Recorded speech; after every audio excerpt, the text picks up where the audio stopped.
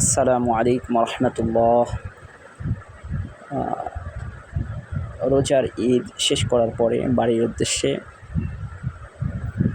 সকলকে সঙ্গে নিয়ে ভাগ্নে বোন সবাইকে সঙ্গে নিয়ে শরীয়তপুর থেকে নাটোরের উদ্দেশ্যে রওনা করেছি। এখন আমরা পৌঁছেছি মাদারীপুর সকলেই দেখবেন অনেক সুন্দর। মাদারীপুর যারা প্রথমে দেখবেন, আসলে এটা অনেক সুন্দর একটা জায়গা। শহরটা অনেক গোছালো একটা শহর। এই কারণে মাদারীপুর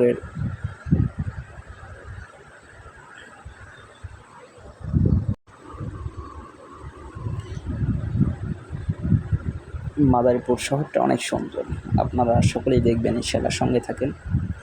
যতটুকু সম্ভব আপনাদেরকে নাটোর পর্যন্ত যাওয়ার মাঝে মাঝে কিছু ভিডিও ইনশাআল্লাহ দেখাবো জায়গাগুলো।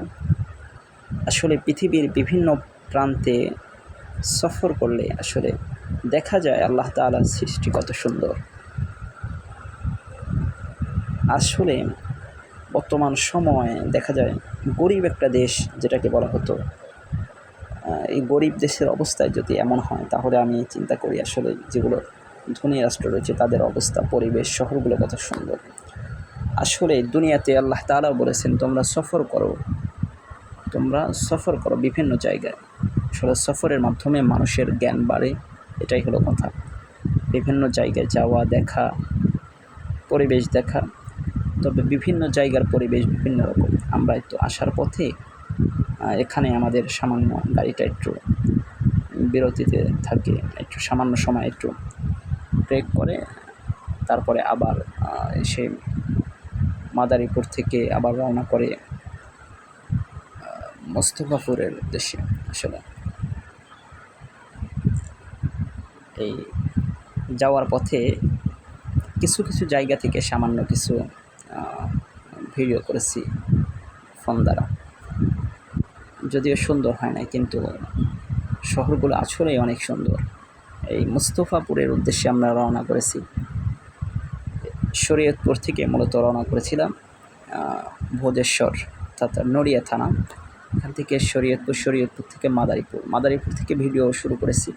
এই মাদারীপুর থেকে শুরু করে আমরা যাব হলো মোস্তফাপুর। আসলে রাস্তাগুলো অনেক সুন্দর করেছে আলহামদুলিল্লাহ। দেশে আসলেই দুর্নীতি যাই কিছু হোক না কেন, কিছুটা হলেও দেশটা রাস্তা এবং বিভিন্ন জায়গায় উন্নতি হয়েছে, এটা অবশ্যই বলতে হবে।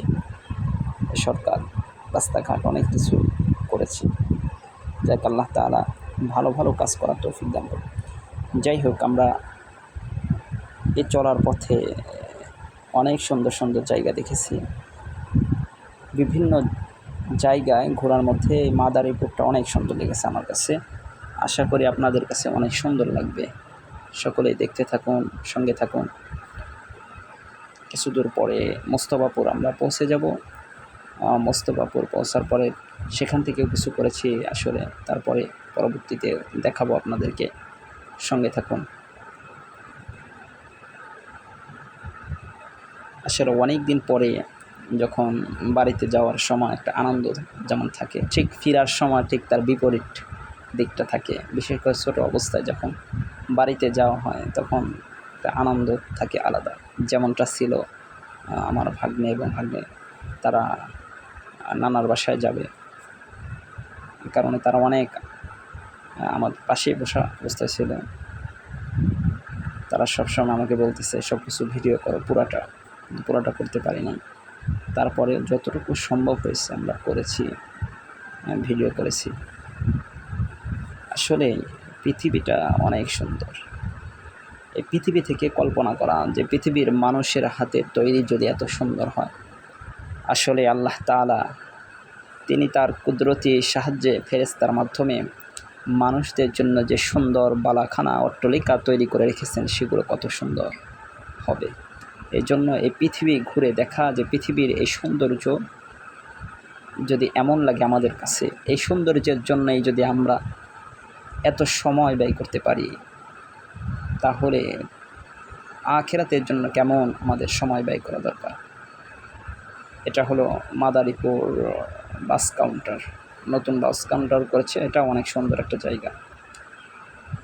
এই ঠিক এই একের পর এক সুন্দর জায়গা দেখতে দেখতে আমরা আস্তে আস্তে বাড়ির দিকে চলে যাই।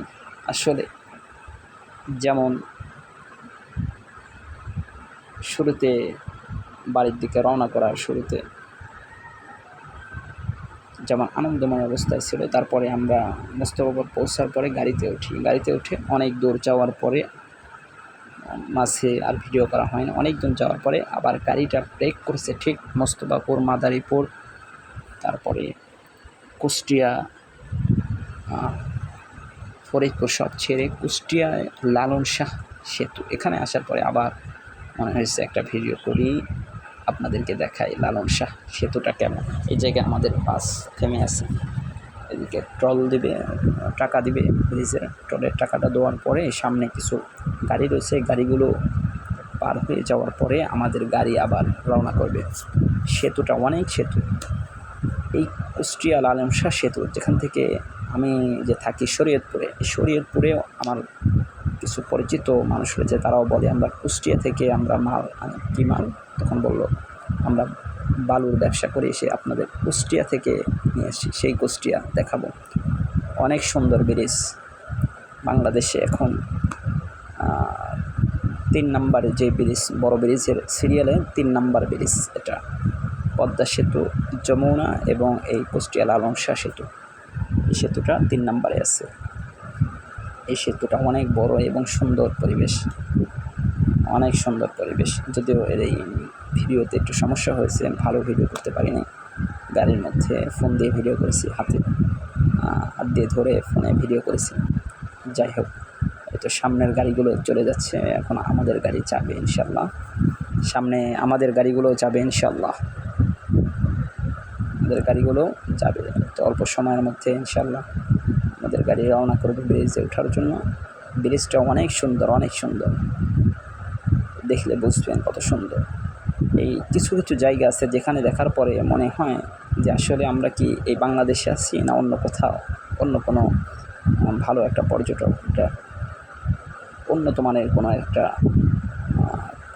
কান্ট্রিতে আমরা আছি। এই জন্য যে আমাদের গাড়ি, যাই হোক অবশেষে আমাদের গাড়ি আলহামদুলিল্লাহ সামনের গাড়ির সবগুলো চলে গেছে, আমাদের গাড়িও রওনা করেছে। এই যে ব্রিজের উপরে ভিডিওটা ভালো হয় নাই, তারপরেও এই যে দেখায় পথ, এই সে লালন শাহ সেতু, আলহামদুলিল্লাহ আলহামদুলিল্লাহ, অনেক সুন্দর, অনেক বড়, অনেক সুন্দর, সুন্দর একটা ব্রিজ। আসলে না দেখলে আসলে বাস্তবে না দেখলে এটা বোঝানোর মতো নয়, অনেক সুন্দর। যাই হোক, এই পৃথিবীর মানুষের সৌন্দর্য দেখেই যদি মনের মধ্যে এমন অবস্থা হয়, তাহলে আসলে কল্পনা করা যে আল্লাহ তাআলা আমাদের জন্য অসংখ্য অগণিত নিয়ামত, যেগুলো আমরা ভোগ করি আর চাইতে হাজার গুণে বেশি যে সুন্দর মনোরম জান্নাত রেখেছেন, সেই জান্নাতে যাওয়ার চেষ্টা করা, সেই জান্নাতে যাওয়ার জন্য ফিকির করা। এরকম এই ব্রিজ, আরেক ব্রিজ, এরকমভাবে অনেক দূরের পথ অতিক্রম করে, কয়েক জেলা অতিক্রম করে সকাল থেকে বিকাল পর্যন্ত এই গাড়িতে থাকার পরে বাড়িতে চলে যায়, আনন্দ নিয়ে বাড়িতে চলে যায়। ঠিক পরকালে যখন অনেক কষ্টের পরে হিসাবের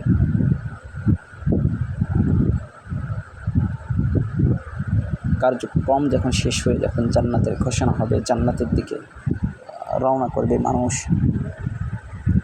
তখন এই দুনিয়ার বাড়ি নয়, আখিরাতের জান্নাতের বাড়ির দিকে রওনা করার সময় হাজার হাজার গুণ বেশি মানুষ আনন্দিত হবে, যার পরে আর কষ্ট থাকবে না। বাড়ি থেকে ফেরার সময় যেমন মনের মধ্যে তেমন আনন্দ থাকে না, কারণ আবার সে নিজের বাড়ি ছেড়ে অন্য জায়গায় চলে যায়। কিন্তু জান্নাত এমন একটা নিজের বাড়ি, আল্লাহ তাআলা প্রত্যেকটা জান্নাতের জন্য ব্যবস্থা করে, যেখান থেকে আর কোনো দিন বাহির হতে হবে না, কষ্ট ব্যাক করতে হবে না। এরকমভাবে আমরা অনেক দূরে সফর করি। আসলে এই সফরের মধ্যেও কিছু মাসালা রয়েছে। মনে করি এই আধুনিক যুগে এসে সফরের মধ্যে আল্লাহ তাআলা বিশেষভাবে নামাজকে কসর করার কথা বলেছে। আধুনিক যুগে আসলে সফরের মধ্যে আল্লাহ তাআলা শিথিল করেছেন, আমাদের জন্য সহজ করেছেন। এই সমস্ত পথ পাড়ি দিয়ে অবশেষে আসলে যে কথা বলছিলাম, সফরের মধ্যে কোথাও নামাজ পড়লে কসরের কথা আছে, 4 রাকাত ওলা নামাজ 2 রাকাত পড়া। সফর আসলেই কষ্ট, অনেক কষ্ট, গাড়ির মধ্যে থাকতেও অনেক কষ্ট। তারপরে অবশেষে আমরা সেই দীর্ঘ পথ পাড়ি দিয়ে চলে এসেছি সেই শরীয়তপুর, মাদারীপুর, তারপরে ফরিদপুর, ঝিনাইদহ, মাগুরা, কুষ্টিয়া, তারপরে ঈশ্বরদী, সব কিছু ছেড়ে আবার সে আমাদের জন্মভূমি, সে বিখ্যাত একটি জেলা, সে নাটোরে আমরা পৌঁছে গেছি আলহামদুলিল্লাহ, সুম্মা আলহামদুলিল্লাহ। নাটোরে গাড়ি থেকে নামার পরে একটা অটোতে উঠেছি, বাড়ির উদ্দেশ্যে রওনা করেছি। এটা হলো সে আমাদের শহর নাটোর। দেখতে থাকুন, আলহামদুলিল্লাহ আগের চাইতে অনেক উন্নত হয়েছে, আশা করি সামনে অনেক উন্নত হবে আরও।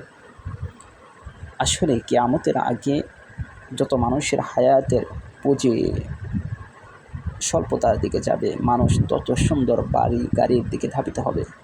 আখেরাতের কথা থেকে মানুষ ভুলে থাকবে, কারণ বড় বড় বিল্ডিং, বড় বড় বাড়ি, এদিকে মানুষের এখন বেশি চাহিদা, এদিকে মানুষ আগ্রহী। কিন্তু আমাদের পূর্বে পিছনের দিকে 500-1000 বছর পূর্বে যদি আমরা দেখি, খেয়াল করি, ইতিহাস পড়ি, দেখা যায় তাদের বাড়িঘর আমাদের মতো এই যুগের মতো এত বড়, এত সুন্দর বিল্ডিং, আলিশান বাড়ি তাদের ছিল না। তারা বেঁচেছে, হায়াতের পুঁজি তাদের বেশি ছিল, কিন্তু তারা এত সুন্দর করে নাই। কিন্তু এখন আমাদের হায়াত কম হলেও আমরা সুন্দর সুন্দর বাড়ি করার পেছনে।